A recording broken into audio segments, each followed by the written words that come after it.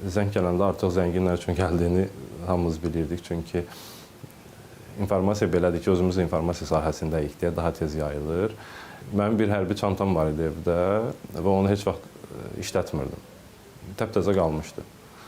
Zəng gələndən mənim o vaxtı çalışdığım televiziyada, ictimai televiziyada xəbər otağına çatmağım arasındakı müddətdə çox qısa bir müddət idi. Və o müddətdə mən o çantanı tapdım, ora lazım olan əşyaları qoydum və televiziyaya çatdım. Artıq xəbər otağının ortasında o çanta hazır idi. Və deyirdim ki, mən də gedim. Düzdür, məndən qabaq da bir neçə həmkarımız yola düşmüşdü.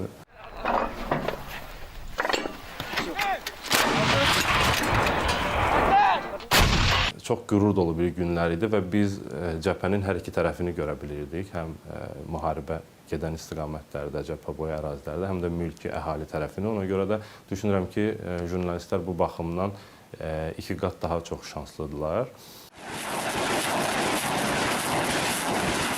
Müharibə bölgəsinə çatana kimi biz Quzanlıya getdik birinci.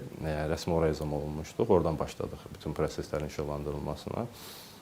Nələr baş verdiyini belə nəzəri olaraq bilirdik, amma tam dərk eləyə bilmirdik. Beynimiz dərk eləmirdi ki, yəni həqiqətənmi müharibə başlayıb, həqiqətənmi biz haqq savaşındayıq və həqiqətənmi biz bu hadisələrin iştirakçısıyıq, bir parçasıyıq.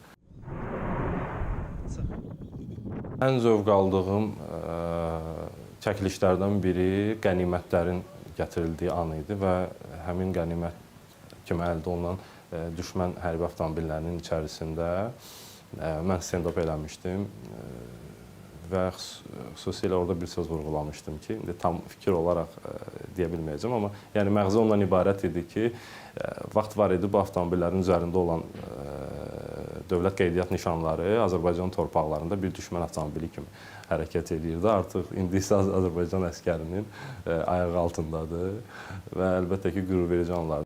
Azərbaycan mediasında çalışan bir jurnalistin qürur duyacağı və edə biləcəyi ən yuxarı fəaliyyət, ən yüksək fəaliyyət, yəni bütün ənlərlə ifadə olan müsbət sözlərdən vətən müharibəsini işıqlandırmaq olardı. Torpaqların azad olunması xəbərini vermək olardı və o zəfərdə payı olan hər kəsi çəkib göstərmək olardı ki, biz təkcə elə bununla qürur duysaq məncə yetər. Cənab Ali Baş Komandanımızın dediyi kimi, Qarabağ Azərbaycandır.